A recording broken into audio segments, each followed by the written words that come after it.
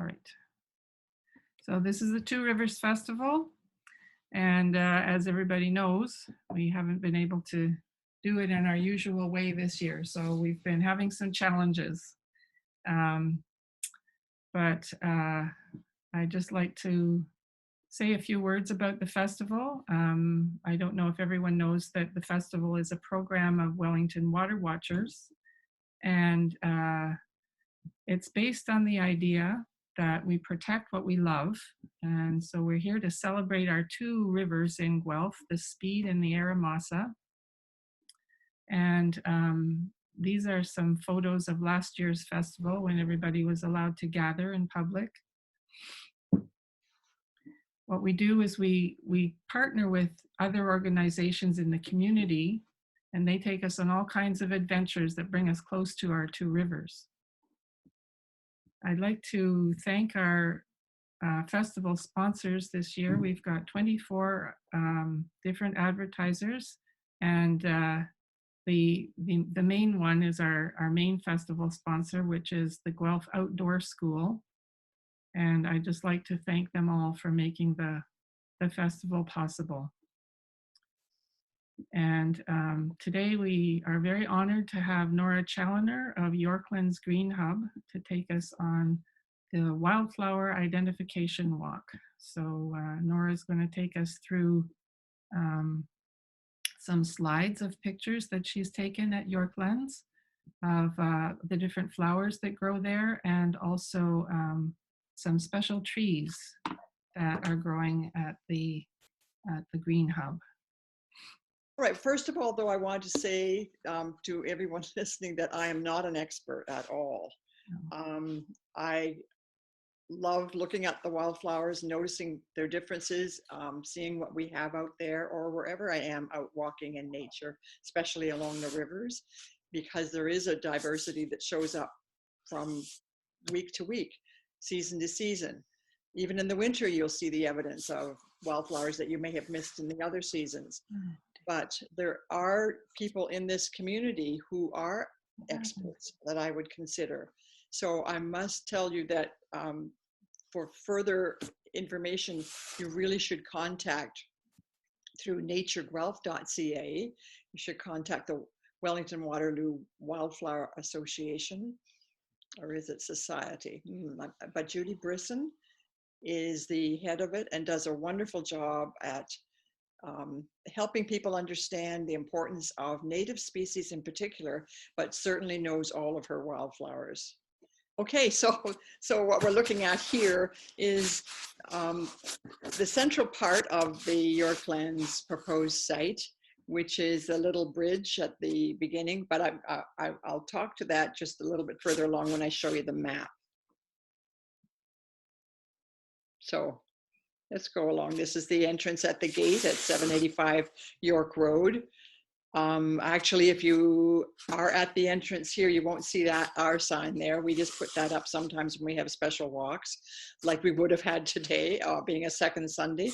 We've been doing this for 3 years now, and lots of people have really enjoyed the walks. So I'm just going to pretend that we're out there walking at the moment as we pop through the different flowers.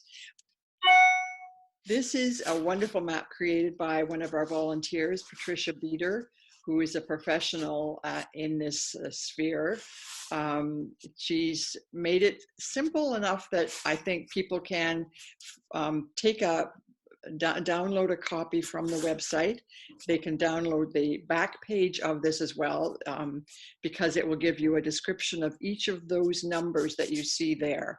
So the walks that I usually take are on the Blue Dot Trail, which starts down at the bus stop at the main entrance to the lower right of the map, and goes all the way up to the main institution. For those of you who may not have been to the site, there's a gradual rise in the slope of the land as it gets up to the buildings at the which are the Ontario Reformatory buildings, more recently called the Guelph Correctional Centre.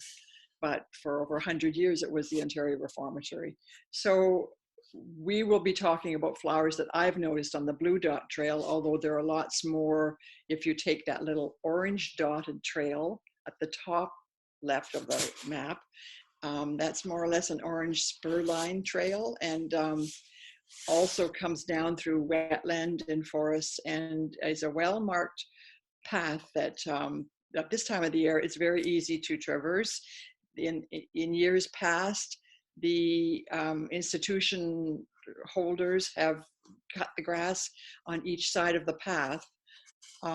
It's hasn't always been done in the last couple of years, although I was out there this morning and they've cut the grass up to the main building. So that's good. I'm glad, because it was looking pretty shaggy last week. Okay, so the background of the Ontario Reformatory goes back to 1910, when the politicians of the day bought up 10 farms in the area and hired a local architect, a Southern Ontario architect, John Lyle, who was well known and respected, who actually designed and supervised the build of the Royal Alexander Theatre in Toronto and Union Station in that time frame, following the influence of the City Beautiful movement, which was started by Olmsted from Central Park. The grand entrance, it was always an important thing if you had a large piece of property like we had when we bought these 10 farms up then. So it was designed specifically to support community respect for public institutions, and it was very much to be designed with beauty and use of the public, even though an institution for inmates was at the top of the hill.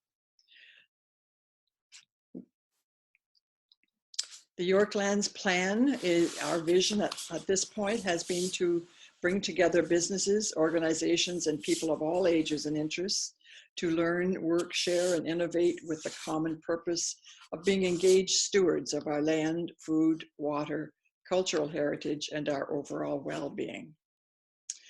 And if you'd been out there this morning, you would have seen all different ages, some with walking sticks on each side, you know, traversing along, and some little babies and children in strollers, people fishing in the ponds, but lots and lots of space for social distancing, which is a real blessing in this time to have this kind of space. Now, this is at the far end from the entrance down on York Road. You go all the way up to the top and you come around the loop, and to our right is a huge heritage silver maple tree. So you get an idea of the breadth of the property when you can see these online. And there's a video on our website now, which has been there for some time. But there's also a new video coming, which will walk you actually right through the Blue Dot Trail. And a young man, Donovan Bastari, is putting that together as we speak. So you should have it probably in 2 or 3 weeks on our website, which will be wonderful. So the wildflowers and species, some of them very common for you, some of them new to you. This would be one of the Indian paintbrushes up close, or hawkweed, but there are differences between the two. And I think you need to get your identification books out or go to some of the links that are on the last slide that we have. They're all good links for helping you to understand what the differences are you're looking at, and where there are close similarities like hawkweed and Indian paintbrush.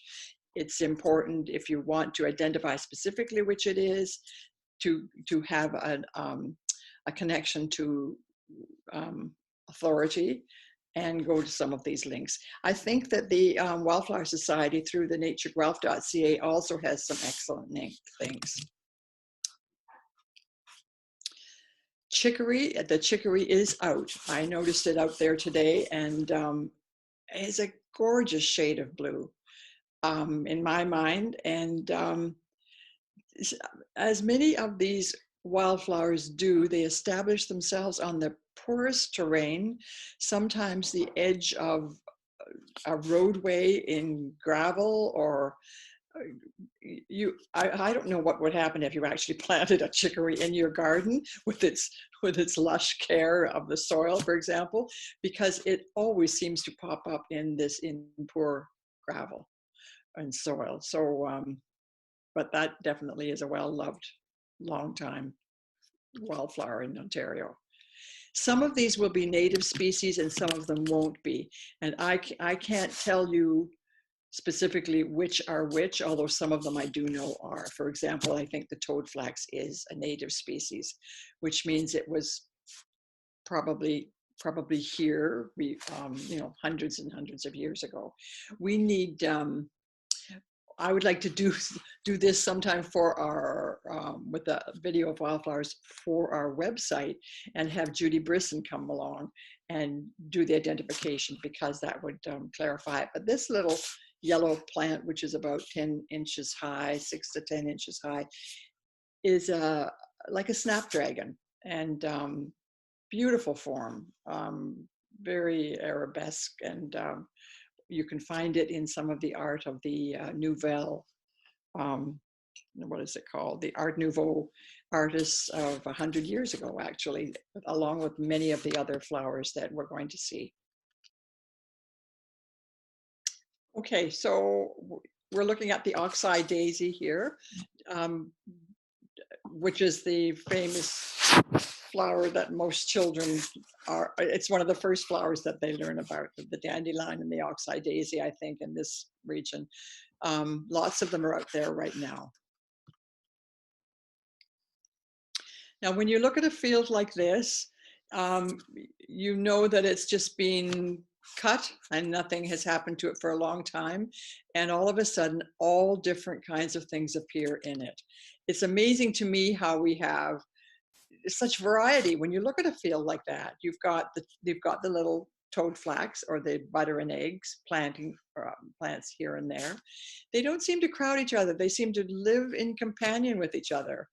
The ones that pop right out at you here are things like yarrow, oxeye daisies, and the viper's bugloss, which most people call blue weed. And all of them are out, but not in bloom yet. The blue weed isn't in bloom yet out there. This is actually my favorite flower. When you look at it, it has buds that are pink that open out to blue petals, and the blue petals have pink stamens, and the tips of the pink stamens are blue. So it's this wonderful juxtaposition of the pink and the blue. If you squint your eyes, it becomes very purplish, and it loves to just be there with lots of other wildflowers. Here you can see, of course, the milkweed.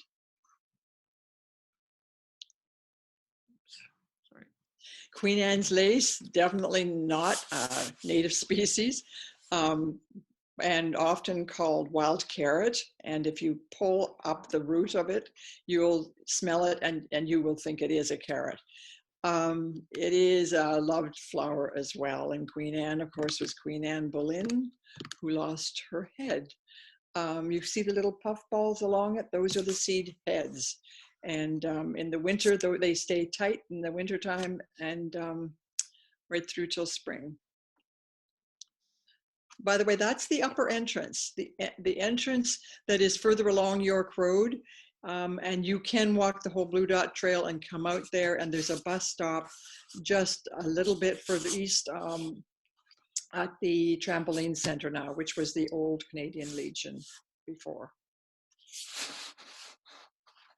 More Queen Anne's lace with, I think, red clover, and you've got the lovely willows in the background that run along Clythe Creek.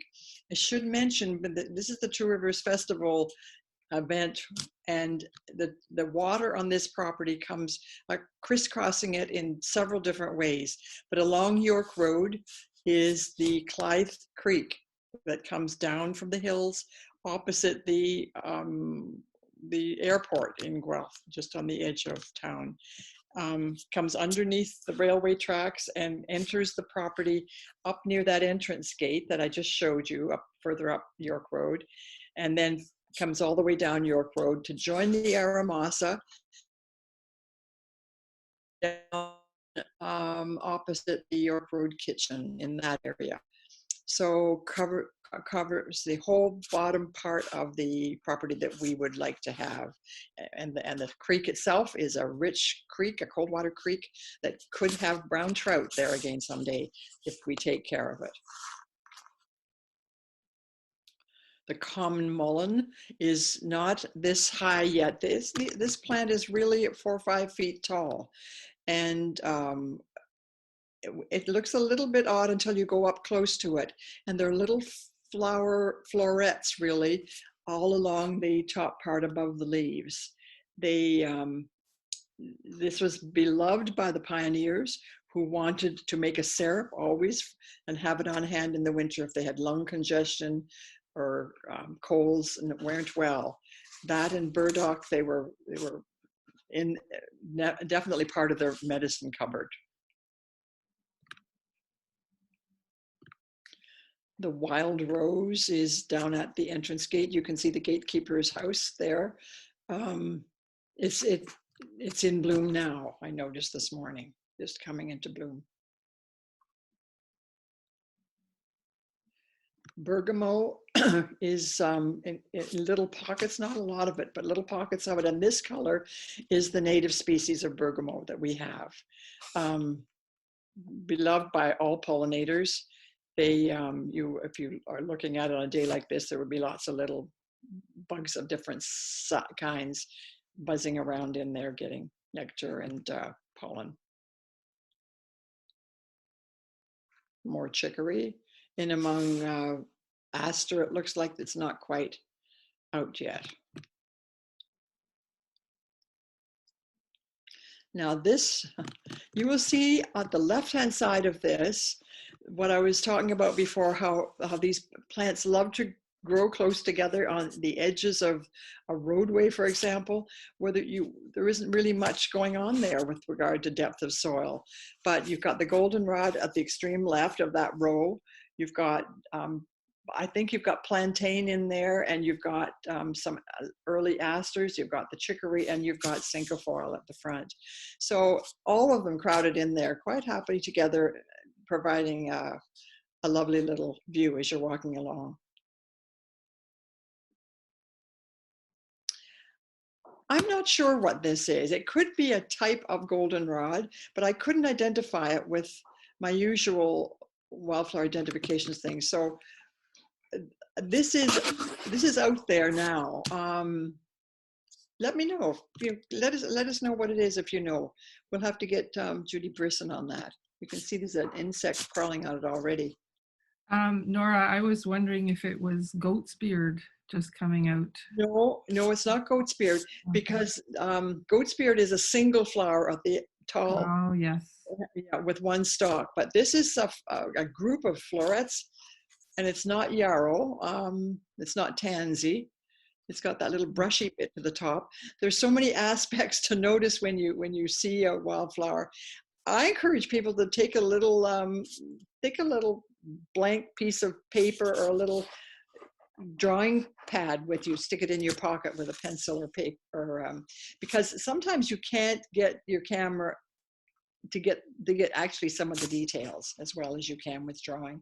And actually hand-eyed drawing will give you far more time with it. It'll take a few seconds longer, but you will remember it longer, and you will remember it in that site. So it doesn't really compete on an even footing with photographs. We love our photographs, but I still think the drawing and the details can be noticed differently, encouraging your artistic side. Honeysuckle at the gate, and that yellow plant, I was trying to look up last night, but it's a type of pea vine. It's not a vine, it's a bush, actually. It goes up to about 6-8 feet tall. Yeah, I'm sorry, can't give you the details on that. But honeysuckle, and white honeysuckle as well, is on the property and is traditionally part of native species, I believe, all over southern Ontario. Cinque Foil, one of my favorite flowers. It's a light, like the color of the dandelion. Very pretty little flower with the little feathery leaves, as you can see further down that stalk of the main one in the picture you're looking at. This is another one of the blue weed. This is a better one than the other because you see that pink blue side by side, that is so effective, I think. And it's almost as if it's placed itself with the pink of the milkweed too, because it makes a beautiful little picture. Here you have another, and it's different from the other one, but you have the goldenrod, the chicory, and the that's sow thistle, I believe, that you're looking at, the yellow. And this is little May, who was one of the Noticing Nature campers last year. We had dozens of people over the summer on a Tuesday or Thursday morning for a lovely little Noticing Nature camp. We could only have them for 2 hours because there's no washroom on site. But for the first hour, they just walked around and looked at things. And then they sat down because it was warm in July and August. They had picnic blankets. It was guided by a naturalist teacher facilitator. And then they either drew or made something and to take away with them that remembered some part of what they were observing. But May is actually not so much looking at the flower itself or alone. She's also looking at a little insect on it. She has a little magnifying glass and was quite enthralled with it. You'll see her artwork further along. Oh yeah, there's a little moth on the, this is nodding thistle. And it always, as it matures, it breaks at the top where the pink flower meets the stem. It doesn't hold itself up, and the stem holds itself perfectly erect, but you've got this broken flower hanging down, and quite different from other thistles. Bull thistle, this is also common out there. Not too much, I have to say, none of these are invasive out there. They're just here and there. This is one of the little groups, one of the mornings. That morning they were looking at looking for monarch butterflies or caterpillars or chrysalis, and they found each of them because we were down close to the lakes actually, and that was a rich experience for them because they found all three just within minutes. There's swamp milkweed down there, which is a beautiful flower, and monarchs like to have that in their environment.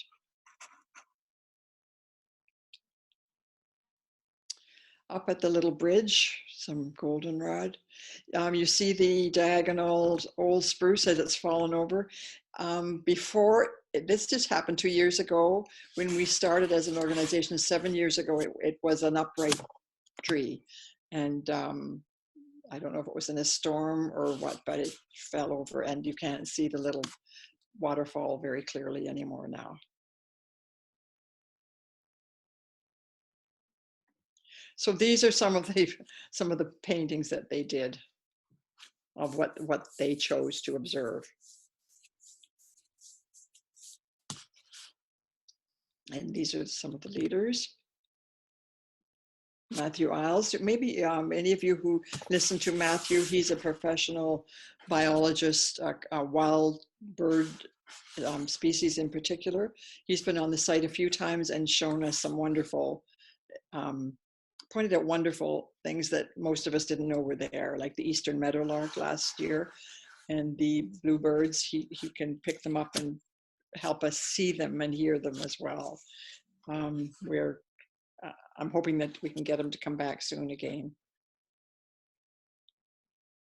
This is swamp milkweed. You can see it's quite different. It doesn't sort of hang over at the top of the stem. It points to the sky and has a different floret as well. If you want to know what kind of bumblebee that is, go to Pollination Guelph or Pollinator Canada, I think it's called.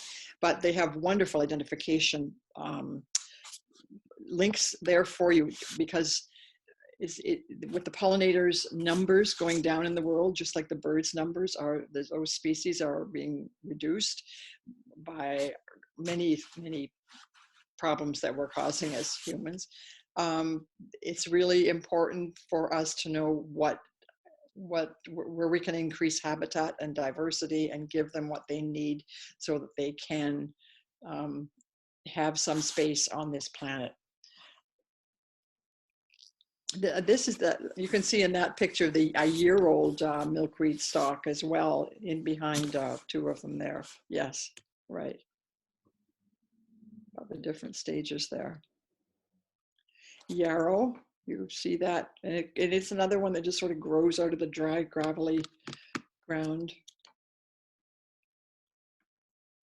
Native species. Autumn flowers.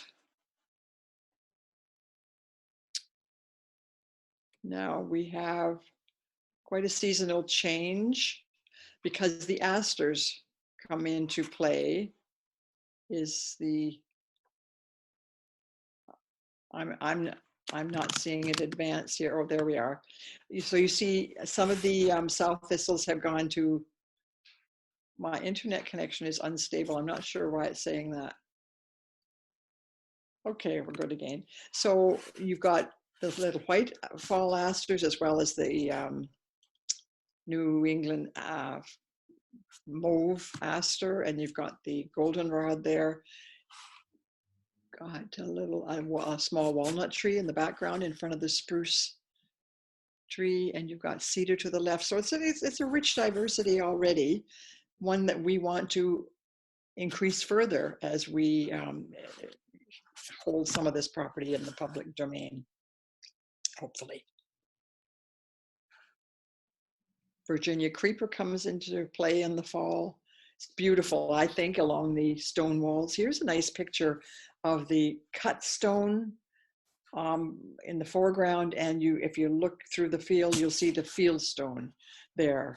Literally stones drawn off the field, whereas the cut stone came from the quarries on Stone Road, where the inmates actually quarried, blasted and cut and transferred all of those blocks of stone and built to learn trades. The whole history of the site is, well, not the whole history, but a lot of the history we're capturing on our website, and some of it is in our newsletters. And if you download the map that I talked about in the beginning that's on our website, and download the back of the map, you will be linked directly to newsletter articles that will be of specific interest for you, whether you want to learn more about the indigenous background or the quarrying, for example. Those things we've given you an index that will help you do that. The sumac on the property is really on the Watson Parkway side and the southernmost part of Parcel 2. It is beautiful. There's quite a long line of it there, and the path is clear. It is part of what we call the Orange Spur Trail that is at the top of the map. The Blue Dot Trail is in the horizon that cuts across the property, right?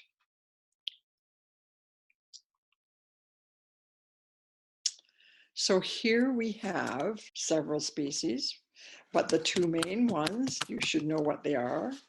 If actually, is there a chat component to this?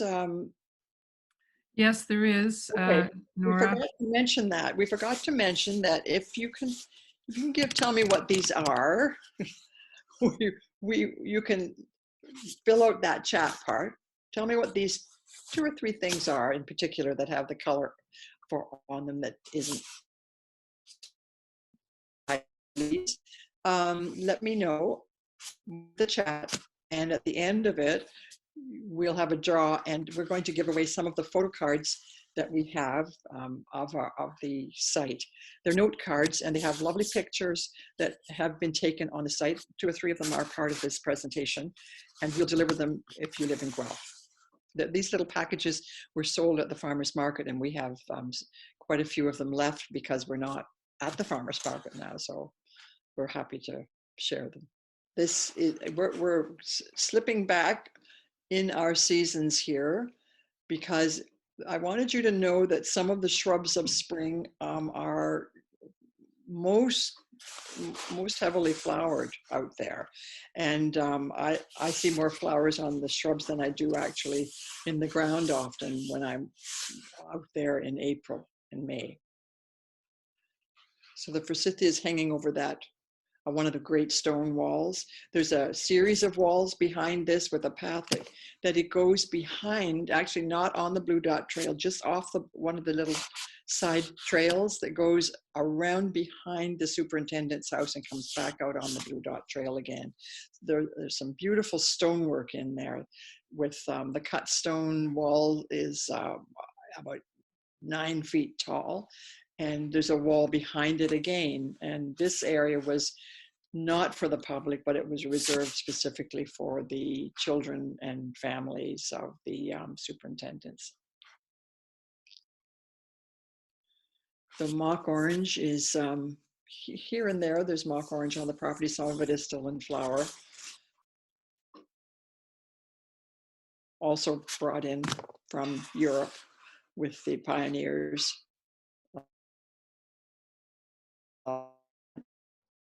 This is although there are some, I think, still up at the side of the main buildings. So if you start if you go out there and start into the orange spur trail, leaving the Blue Dot Trail, which we're looking at right here, you will see some of those lilacs still in bloom, I think. That's the Legion in the background, the new Legion on Watson Road. So you're looking east there. This is a flowering currant. There's, I think that's a native species, and I don't think you have berries from it. I haven't noticed any currants as we know them. There's also a flowering currant up in front of the superintendent's house, and I think it's good for the pollinators, but doesn't seem either that or somebody eats it, but I've never seen actual currants on it. I think this is the same as the other, the wild rose. Yeah. Beautiful with its purplish leaves. I love that. We don't usually see that in roses.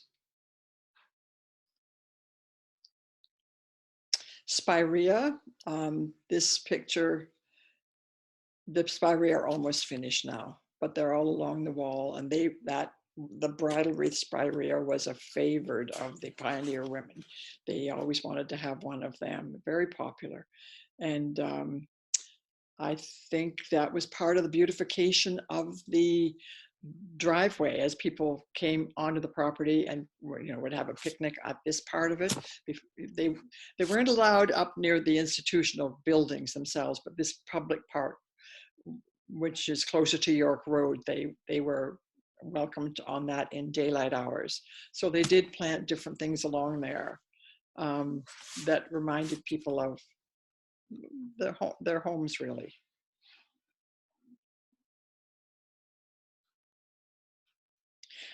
This iris is still out there. Now, an iris would have been planted, because it was just a loved flower. I must say that a lot of the horticulture that people my age is in the 8th decade now, but a lot of people remember what this place looked like in the 30s and 40s and 50s. And the inmates, there were almost 1,000 inmates on the property. So there was a lot of free work that was being done to keep it looking beautiful. But all of the flowers that they were planting at that time were flowers that wouldn't be native species. They would be like irises, like these irises, for example, and they would be, things like petunias and geraniums, not the wild geraniums, but the big flowery ones. All along York Road and up the driveway, they had beautiful gardens, which people still talk about and wish they had. Tiger daylily, very popular. In the background, you see a little walnut tree getting established.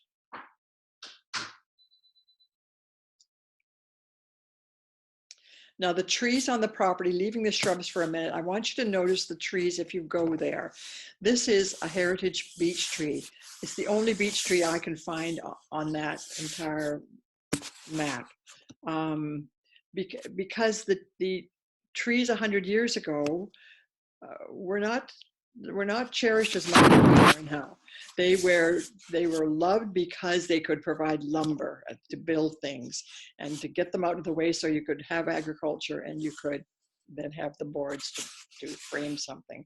And in fact, a lot of the framing of the institutional buildings, and there were over 30 of them in its heyday, they were framed with oak, beech, maple, sugar maples, for example. Those wood lumber pieces would have been found on the property. So this is a copper beech up near the parking lot, and in the fall, of course, it turns that rich rusty brown color. It is a very old tree. When you stand, you can see the dimensions of it. This was taken about this time of year because you've got the lilacs in the background. The superintendent's house is just to the left behind the trees there. But I want you to notice this because I've seen beech trees for years. I've never actually gone to look right at the leaves. I think the next, is that the next one? Nope. Okay, it'll, no, this is in the fall. And go one more. This is what it looks like up close. And you will see those are little flowers of the beech, and they are that rosy color, and they have they look like prickles, but they're not prickly, little spikes on them. You can see that beech nut forming once the flower turns to the little nut. The nuts that were produced 2 years ago from this tree was extremely heavy. You can still see their hulls, their empty hulls, on the ground below. I was up there this morning and they're still there. But that tree has pretty well taken some time off, because last year there were very few flowers, and this morning, for example, I saw no evidence of flowers at all. It looks perfectly healthy, but it's obviously not going to produce flowers this year. So that'll have an impact on the other inhabitants of the property, because the year it had all of those, it must have been a rich, wonderful winter for all the little critters that live off nuts. Would you just go back? Yeah, I want you to see the, I want you to see the oak in bloom, because most people don't sort of look up into trees at different stages of their life cycle. This is spring with a red oak tree, and it actually has these tassels that are a bright yellow that gradually turn to brown and gradually drop off, and they become nuts. I have a red oak on my property, and now it is just little acorns growing. It doesn't last for very long. The tassels are only there for maybe a week to 10 days.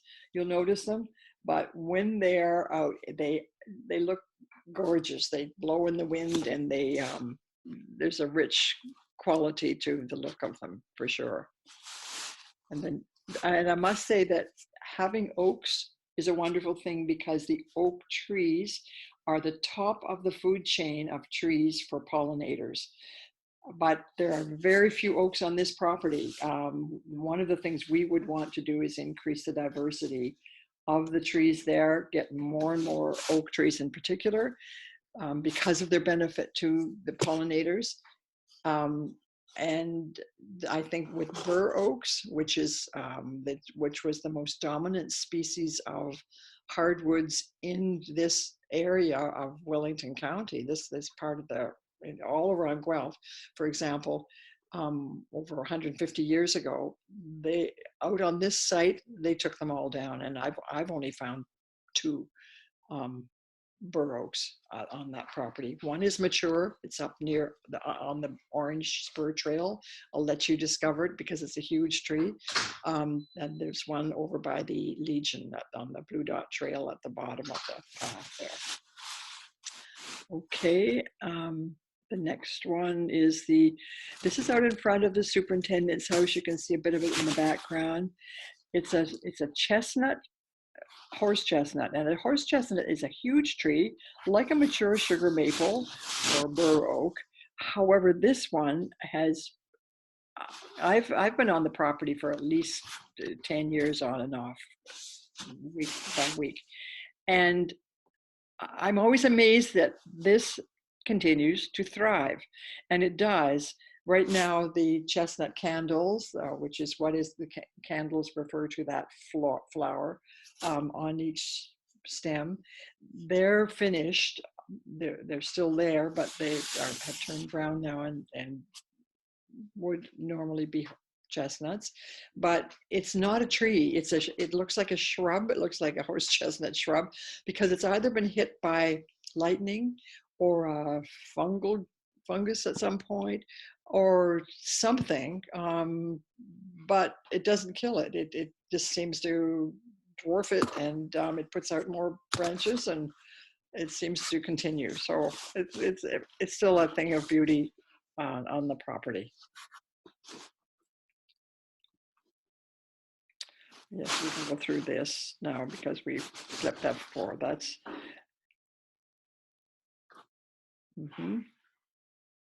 Now this is interesting to me because tulip trees are actually common in the Carolinian zone, but we're just starting to get into the Carolinian because of the warming climate. And there are a few examples in Guelph of tulip trees that are mature, like this one is. On University Avenue, for example, you'll see 2 beautiful big ones, and they're just, right now is the time when tulip trees are flowering. But the tulip tree, and this is last year, the tulip tree at the gatekeeper's cottage, but it is not, I don't think it's going to flower this year much at all. I saw one bud there this morning. There may have been a few that I didn't see because the bud is green, and but you're not going to see this year. So it's taking a year off too, and trees do this every now and then. I hope in future years when you go by you will see that, or that you will enjoy tulip trees generally, because they're not a magnolia tree. It's part of the poplar family, and the flower itself is the size of a small hand, and looks magnolia-like, and is very much loved by pollinators as they crawl around inside among the stamens to get liquid or pollen. I think I have another couple of pictures of them. And there's one more a little bit closer. This little boy was on his mother's, heard his mother talking about the tulip trees and wanted on top of her so he could look at the stamens. And you can see those stamens are huge. And in the center of the yellow flower, you've got this orange red on the bottom of every petal. It's really a very exotic looking plant, and we can now plant them in Guelph, I think, quite safely. It is a fast growing tree, being a part of the poplar family, I guess, but I encourage you to, you can see actually there's a little bit of a bud. If you see above the woman's head, you see the first, that bud, you can see the bottom of the bud there. That's half the bud you're looking at. So it's like a pointed pencil, or I saw one of them this morning. Okay, and this is this is at the end of the day with May So and Eliza So, her mother. And her older brother is on the left and her father. And there was the only family that all came to the Noticing Nature summer camp. We had grandparents come, and we had parents come, and aunts and uncles came. The children had to have an adult with them. But you can see May concentrated on her flower, and she really had a wonderful time. Okay, so the future site of the Yorklands Green Hub, we hope, will be a pollination park, and be able to grow and native plants, and food and water plant stewardship will be taught there.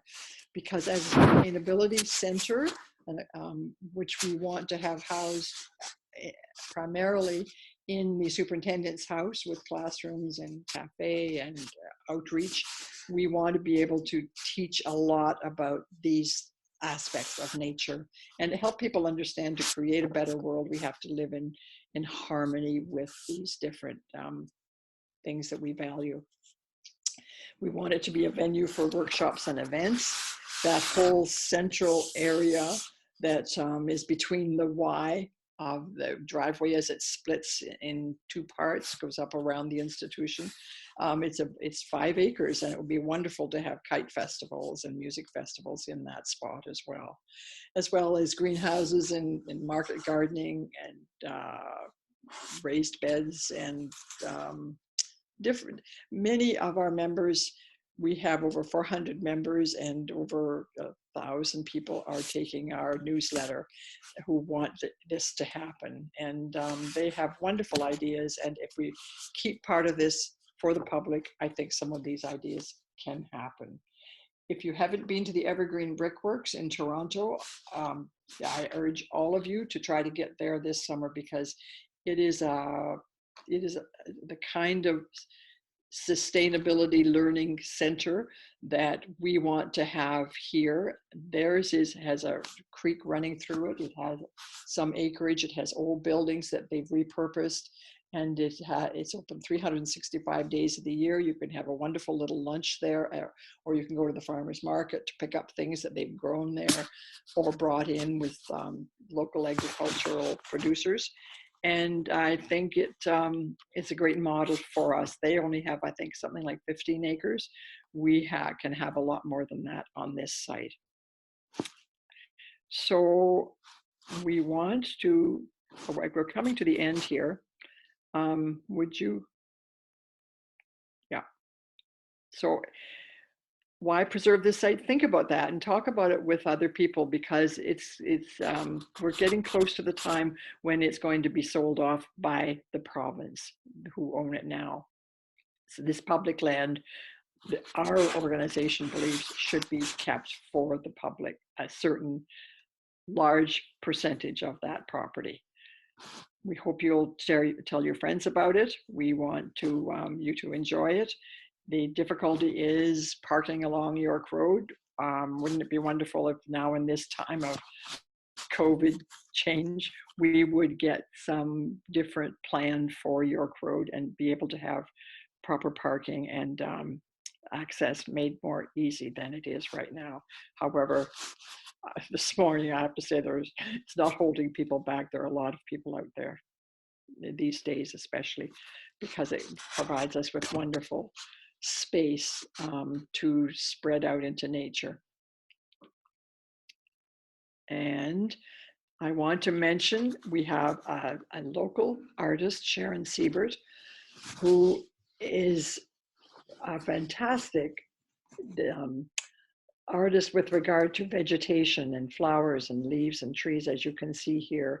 She has been inspired by the site for a long time, and you will see her sometimes sitting there making sketches or painting. These are just 3 of her pictures. If you Google Sharon, I think I've spelled her name incorrectly. I think it's Seibert. So check that out and have a look at her other parts. If you're on Facebook, I know that Sharon has a Facebook following list and has a lot of her pictures there too. And you'll find out where you can see her work in galleries. We also have for our members a special draw this year, and she has donated one of her paintings for it. So if you're a member, you will be in that draw, and the draw is going to take place in 2 weeks on the biodiversity event day. I think it's June 28th. But I love her work, and I think most people are charmed by it.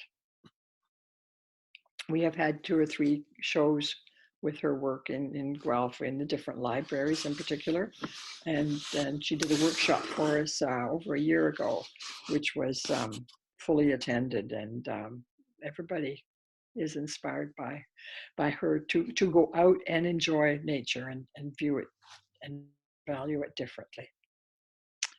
So how are we doing here? The group of 7, of course, speaking of being inspired by nature and wildflowers in particular, these are quite famous paintings by the group of 7. Tom Thompson's work, of course, he has done other wildflower collections too, but you can see, I think Tom has captured the fact that they grow together in community. You can see the toadflax there, and the oxeye daisy, and the blue weed. And would that be a paintbrush maybe in the hawkweed in the foreground? It's I love that one. And the others, you can see Lauren Harris just loves the form and shape and image of the candles on the chestnut tree. So I think the last thing I said I would leave links on here, and we'll also try to put this on our website, but I want to mention, if you'll just go back 1 minute, yeah, those are the links. Whoops. Nope. All right. Yep. Stop, because this is a placemat, size of a placemat that you can buy. It's created by the Arboretum. I believe it's Chris Early who's put these together. They're naturalist, who's a wonderful person. It's a fantastic way to learn quickly your different species of wildflowers. They have them for birds and insects, and they have one whole page on goldenrod and its insects. But these are fabulous for wildflowers, and these are just the summer wildflowers. They do a different one for spring, I believe. So I urge you to, I think it's $5 or $7. You can pick them up at the Wild Bird store, the Wild Birds Unlimited store. I know if you ask for them, or you can call the Arboretum and ask if you can, put an order in there or pick them up at some point. But I think they're wonderful help. They're lovely if you have children around, because children can more easily see the forms and shapes and colors and do some identification for themselves. So that with the links following completes my information. And if you have any questions, I'd love to hear them. Okay. Well, thank you very much, Nora. This has been very, very interesting. I almost feel as if I've been out there today. Oh, that's great. All right. Thank you very much, everybody. Okay. And thank you very much, Nora. You're very welcome. Take care, everyone. Bye.